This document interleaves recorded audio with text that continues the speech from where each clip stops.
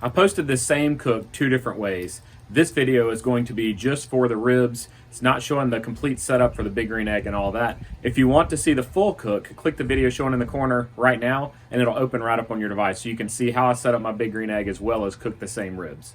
Welcome back to Grill This Smoke That. It is a beautiful Sunday afternoon here in Georgia, and today we're going to be preparing some baby back ribs. I'm going to be using my big green egg smoker to get those cooked to perfection. I'm super excited about this meal, so let's go ahead and get started.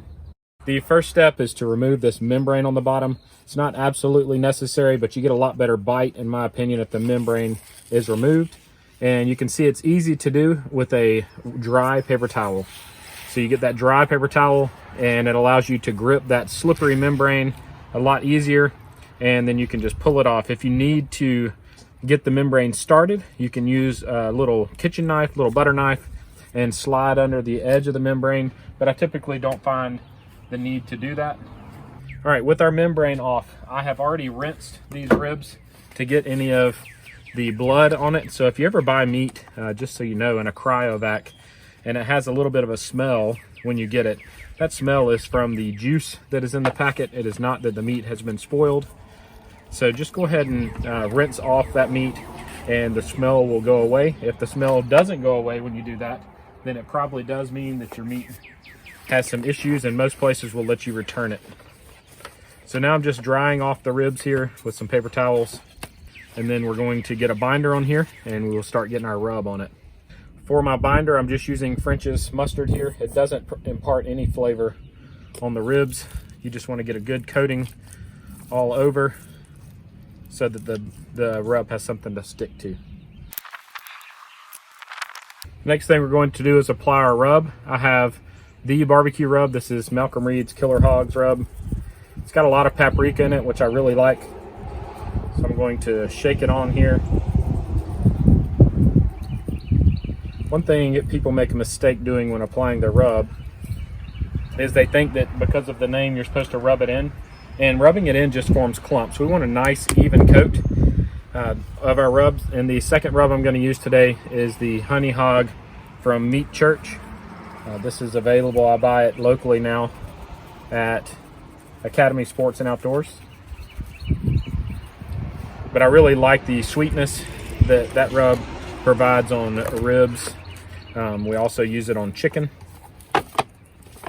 and it doesn't have a ton of paprika, so that's why I combine it with the barbecue rub from Killer Hogs. If you're watching this video, I know you already love using your big green egg, so go ahead and hit that subscribe button and turn on the notifications for my channel. All right, so these are ready to sit. I'll let these sit while the egg comes up to temp. I typically give it about an hour to an hour and a half. If you want to, you can wrap them and put them in the refrigerator, but you don't want them to go too warm before putting them on the egg. So a nice chill from the refrigerator is fine. So I'll get these wrapped up, put in the fridge, and then in about 30 minutes I'll start my egg, because I like to give it 30 to 45 minutes to set up as well. And we'll get these ribs on, and I'll take you step by step through the full cook. If you want to see a video showing how I set up my egg for a low and slow cook, click the video in the top right hand corner now. I've skipped that process for this video. I just purchased this rib rack. This is a Weber brand. It was $10 cheaper than the Big Green Egg brand, but it sits right here and you can line your ribs up here, and it does fit in the egg with both the plate setter and the rack in. So I'm going to be using it. It's actually a roasting pan, so you can use it this way for a rib rack or this way for a roasting. So I'm going to go ahead and get this put in here and let everything come up to temperature. And once it's the smoke clears, I'll be putting my ribs on. This is also the point I'll dial in my vents. I'm going to go about a 1/2 inch on the top and the same on the bottom, about a 1/2 inch. It's now time to get the ribs on, and I'm going to be, I think, putting them in these 2 slots right here. I'm going to get them in there and see how well they fit. I played with the position just a little bit, and I decided to make them both go the same direction and curl them around. My goal is to keep them, all the meat above the plate setter. You can see there's gaps between the legs here, and my goal is to keep the meat over the plate setter so there's no direct heat getting to them. You could also cut these in half. There's plenty of room for more racks of ribs here, so you could cut them in half. For presentation purposes today, I decided to leave them whole. It's been an hour, and you can see we're dialed in at about 250. I'm gonna give you a quick peek just so you can check your own progress. For the Spritz, I'm using 2 parts apple juice to 1 part apple cider vinegar. And I just spray it on the outside here. That sugar from the apple juice is also going to help set up the bark on these. Just get them nice and wet and down for another hour. We're at the 2.5 hour mark now.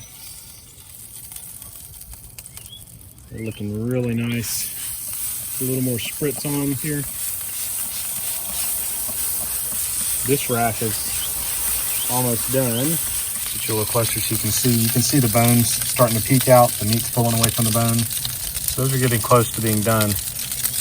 We really want somewhere north of 190 internal temperature. So I do have my thermal probe here. Just stick it down between 2 bones. So we got maybe 20 more minutes on this rack. This one's got a little bit more meaty, so it's got a ways to go. So we'll probably pull this one off early and wrap it and then wait for time to eat. I'm actually going to do what's called dusting on the ribs right now. And that's just shaking a light layer of rub over them. And I'm using this honey hog because I want it to caramelize a little bit. This rack looks really nice. And then I'm going to mist them one more last time here. Let that rub adhere. And I'm switching the positions of the 2. So I moved the one that needed to cook a little bit more to the center, because typically the back right portion of your egg is the area that gets the hottest. So this area right in here is usually the hottest on most cooks. Now we're going to shut it down, and I'll be pulling this one here off in about 5 or 10 minutes. All right, I'm going to go ahead and pull this rack off. Careful not to damage it. And that is beautiful. Check that out.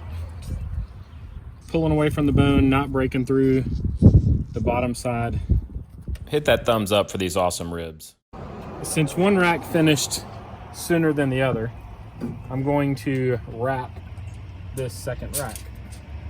And to do that, I'm going to lay it down on some foil and fold up around it like this. And I'm going to pour in some of the liquid that I was misting with.